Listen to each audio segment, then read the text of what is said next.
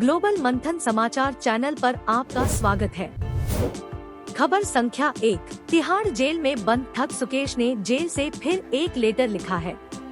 इसमें उसने लिखा, मुझे उन औरतों में कोई दिलचस्पी नहीं है जो पहले से शादीशुदा है या जिनके बच्चे हैं। मैं चाहत खन्ना जैसा गोल्ड डिगर पैसे के लिए रिश्ते रखने वाली नहीं हूँ। चाहत और निक्की तंबोली से मेरा संबंध सिर्फ प्रोफेशन वजहों से है। दरअसल चाहत ने कुछ दिन पहले कहा था कि सुकेश ने उन्हें धोखे से जेल में मिलने बुलाया था और घुटनों के बल बैठकर प्रपोज भी किया था। सुकेश ने चाहत के सभी आरोपों को बेबुनियाद बताया। उसने कहा कि चाहत से उसकी मुलाकात बस एक प्रोफेशन मीटिंग के तौर पर हुई थी। चाहत 10 साल की छोटी बच्ची नहीं है। सुकेश ने चाहत के उस बयान को भी खारिज किया जिसमें चाहत ने कहा था कि उन्हें धोखे से तिहाड़ जेल लाया गया था। सुकेश ने लिखा, % चाहत कहती है कि उन्हें पता ही नहीं चला कि उन्हें तिहाड़ जेल लाया जा रहा है। मैं कहता हूँ कि वो क्या 10 साल की बच्ची है जिसे ये नहीं पता चलेगा कि उन्हें कहाँ ले जाया जा रहा है और कहाँ नहीं। एक 10 साल की बच्ची को भी पता होगा कि जेल कैसा होता है। % सुकेश ने चाहत को एक पेशेवर झूठी करार दिया है। उसने लिखा, % चाहत जैसा कि दावा करती है कि वो मेरे बुलाने या धोखे से जेल में आई थी, तो उन्होंने ये बात पुलिस में पहले ही क्यों नहीं बताई। 2018 के बाद उन्हें पुलिस में शिकायत करने से किसने रोका था? चाहत ने कहा था एंजल नाम की महिला उसे तिहाड़ जेल ले गई थी।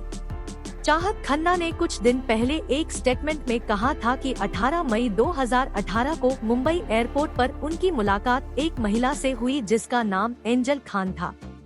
उसने चाहत से कहा कि वो उन्हें लेकर एक इवेंट में जाएगी, लेकिन इवेंट में न जाकर वो चाहत को लेकर तिहाड़ जेल चली गई। चाहत का कहना था कि जब उन्हें महसूस हुआ कि वो तिहाड़ में है, तो उन्होंने चिल्लाना शुरू कर दिया। चाहत ने कहा कि उन्हें सुकेश की एक सहयोगी एंजल खान उन्हें धोखे से तिहाड़ जेल लेकर गई थी, जहां सुकेश पहले से मौजूद था। चाहत ने कहा, % मुझे पता था कि मैं फंस गई हूं और मैं अपने 2 बच्चों के बारे में सोचकर घबरा गई, जो मेरे पेरेंट्स के साथ मुंबई में थे। कार से उतरते ही हमें एक कमरे में ले जाया गया। मुझे याद है कि कमरा लैपटॉप, घड़ियों और महंगी लग्जरी चीजों से भरा हुआ था। वहाँ पर दुनिया भर के ब्रांडेड बैग थे। उस छोटे से कमरे में सब कुछ भरा हुआ था। सुकेश पहचान बदलकर मिला और फिर प्रपोज कर दिया। चाहत ने कहा कि कुछ देर बाद उनके सामने सुकेश आया और अपने आप को तमिलनाडु की पूर्व मुख्यमंत्री जयललिता का भतीजा बताया। उसने कहा है कि वो मेरा बहुत बड़ा फैन है और मेरे टीवी शोज भी देखता है। उसने मुझे फिर घुटनों के बल बैठकर प्रपोज किया और कहा कि वो मेरे बच्चों का बाप बनने के लिए भी तैयार है। मैं ये सब देखकर काफी डर गई और रोने लगी। जेल से लौटते वक्त एंजल ने मुझे 2 लाख रुपए शगुन के तौर पर भी दिए। चाहत के मुताबिक सुकेश ने अपने आप को तमिलनाडु की पूर्व मुख्यमंत्री जयललिता का भतीजा बताया था। सुकेश चंद्रशेखर 210 करोड़ के मनी लॉन्ड्रिंग मामले में आरोपी। पिछले साल स्वष्ट ने सुकेश चंद्रशेखर और अन्य के खिलाफ 210 करोड़ रुपए के मनी लॉन्ड्रिंग मामले में चार्जशीट दाखिल की थी। आरोप के मुताबिक सुकेश ने तिहाड़ जेल में सजा काटते हुए एक कारोबारी की पत्नी से जबरन वसूली की थी। इस जबरन वसूली के केस में स्वष्ट ने जैकलीन और नोरा फतेही को गवाह के तौर पर दर्ज किया है, इसलिए उन्हें जांच एजेंसी बार बार पूछताछ के लिए बुला रही है। आरोप है कि सुकेश जैकलीन फर्नांडीज और नोरा फतेही के अलावा चाहत खन्ना और निक्की तंबोली जैसी एक्ट्रेसेस को अपने जाल में फंसाने की कोशिश कर चुका है। जैकलीन नोरा के बाद चाहत खन्ना को फंसाना चाहता था। सुकेश कहाँ जेल में घुटनों पर बैठकर प्रपोज किया, 2 लाख रुपए भी दिए। 200 करोड़ रुपए के मनी लॉन्ड्रिंग केस में ठग सुकेश के साथ फंसी टीवी एक्ट्रेस चाहत खन्ना ने हाल ही में कई खुलासे किए हैं। उन्होंने आरोप लगाया कि सुकेश ने उन्हें धोखे से जेल में मिलने बुलाया था।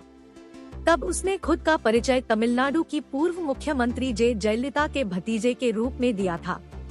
जेल में ही शादी के लिए प्रपोज भी किया था। सुकेश बोला मुझे जैकलीन के साथ देखकर जलती थी। नोराग बोला दिन में 10 बार फोन करती थी, जैकलीन के खिलाफ भड़काती थी। 210 करोड़ के मनी लॉन्ड्रिंग केस में तिहाड़ जेल में बंद महाठग सुकेश चंद्रशेखर ने नई चिट्ठी लिखकर नोरा फतेही पर गंभीर आरोप लगाए हैं। सुकेश ने कहा है कि वो और जैकलीन फर्नांडीज सीरियस रिलेशनशिप में थे, जिसे देखकर नोरा काफी जलती थी। खबर संख्या 2, शादी के लिए जैसलमेर रवाना हुई आडवाणी।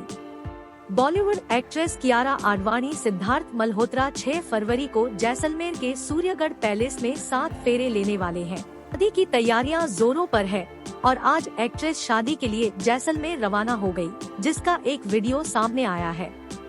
इस वीडियो में कियारा को उनके परिवार के साथ कलिना एयरपोर्ट पर स्पॉट किया गया।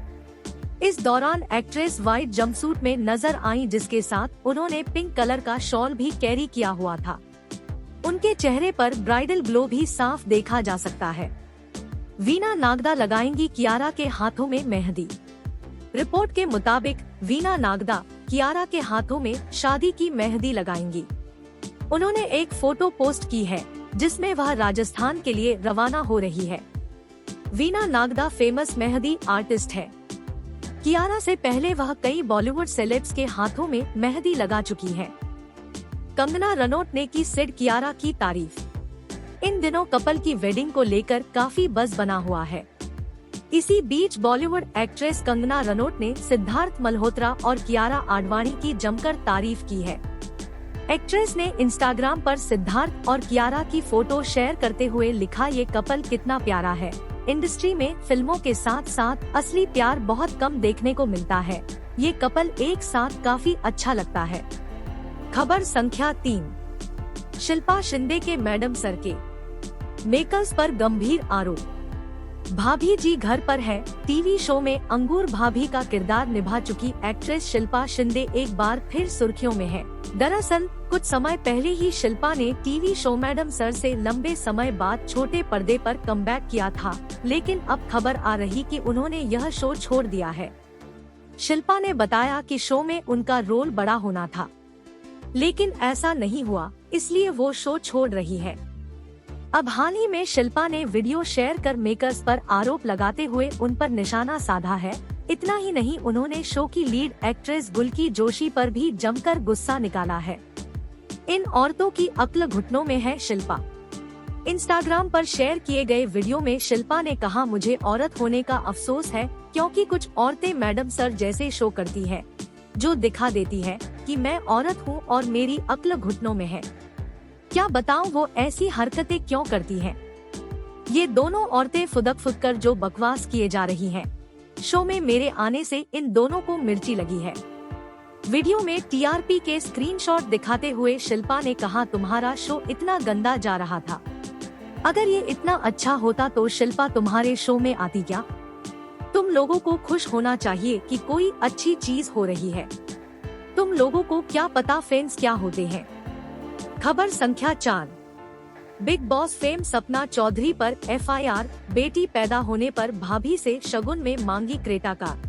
मशहूर reality show big boss fame Haryanvi dancer Sapna Chaudhary की मुश्किलें बढ़ गई है। उनके खिलाफ हरियाणा के पलवल में दहेज उत्पीड़न का केस दर्ज किया गया है। केस में उनके भाई करण व मां नीलम का भी नाम शामिल है। सपना की भाभी ने ननद सपना चौधरी सहित सास व पति पर छूटक शगुन में क्रेटा कार मांगने का आरोप लगाया है। गौरतलब है कि जब बच्चा पैदा होता है तो बहू के मायके वाले पहली बार उसके ससुराल आते हैं और उसमें जो शगुन के रूप में गिफ्ट वगैरह लाते हैं उसे हरियाणा के पारंपरिक भाषा में छूछक कहते हैं। इसमें महंगा सामान और गोल्ड वगैरह भी दिया जाता है। जिसके बाद इन तीनों से पलवल के पुलिस थाने में पूछताछ की गई। हालांकि पुलिस ने पूछताछ का ब्यौरा सार्वजनिक नहीं किया, मगर इतना कहा जा रहा है कि इन्हें दोबारा थाने में बुलाया जा सकता है। नशे में अप्राकृतिक यौन शोषण का आरोप।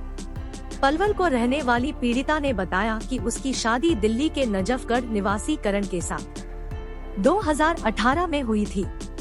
आरोपी करण मशहूर डांसर सपना चौधरी का भाई है।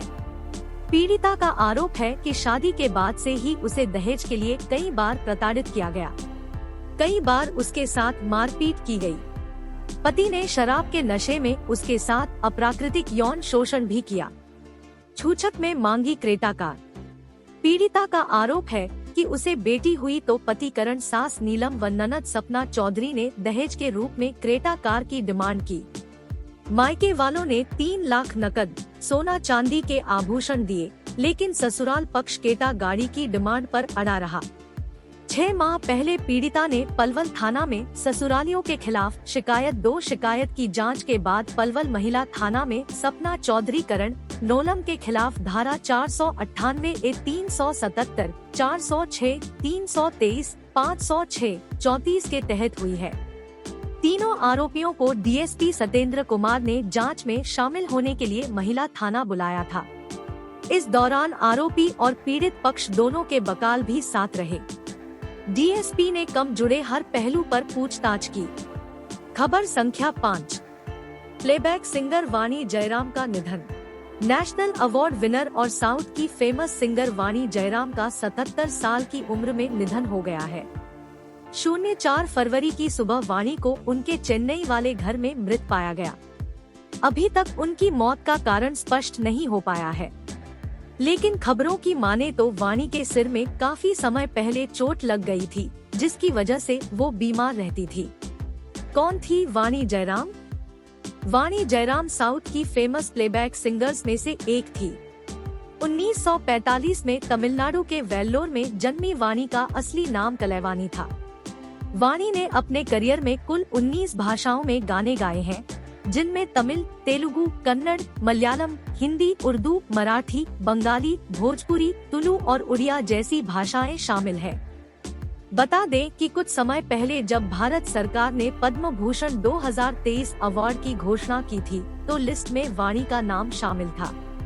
संगीत क्षेत्र में उम्दा प्रदर्शन के लिए वाणी को 3 बार राष्ट्रीय पुरस्कार से भी सम्मानित किया जा चुका है।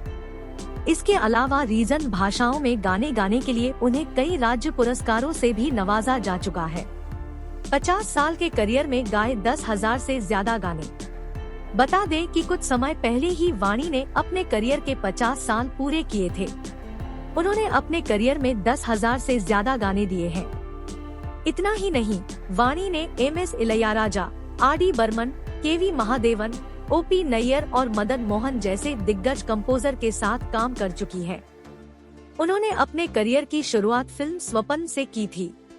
अगर आप दी गई जानकारी से संतुष्ट हैं, तो चैनल को सब्सक्राइब करना ना भूले, साथ ही अपने दोस्तों और रिश्तेदारों को भी वीडियो शेयर करें। धन्यवाद। आपका दिन मंगलमय हो।